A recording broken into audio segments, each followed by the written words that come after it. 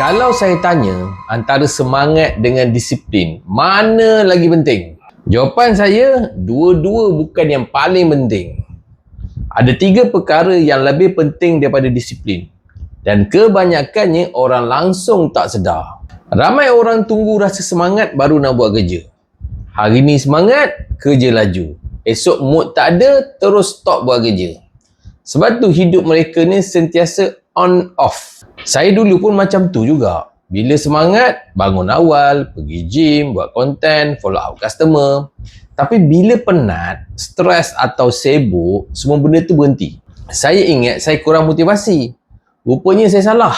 Masalah saya bukan semangat. Masalah saya adalah saya tak ada sistem. Selepas saya belajar daripada ramai orang yang dah sukses, saya sedar mereka bukan lebih rajin pun daripada kita.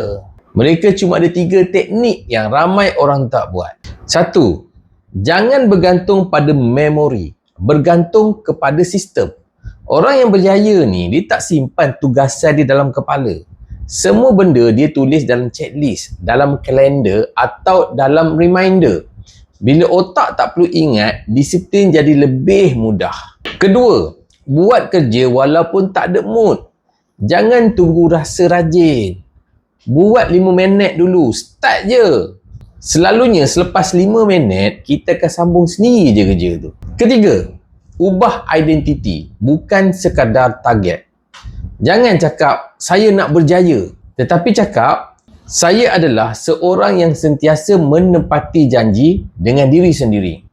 Bila identiti berubah, tindakan akan ikut dengan identiti tu. Kalau nak disiplin tinggi, jangan fokus cari motivasi. Bina sistem.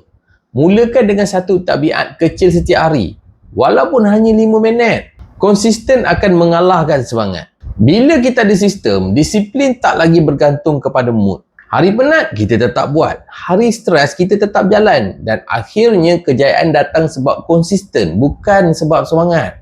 Kalau anda setuju semangat saja tak cukup, tulis disiplin di ruang komen. Mana dah tahu kan lepas ni saya nak kongsi teknik-teknik rare yang orang berjaya gunakan untuk kekal konsisten setiap hari.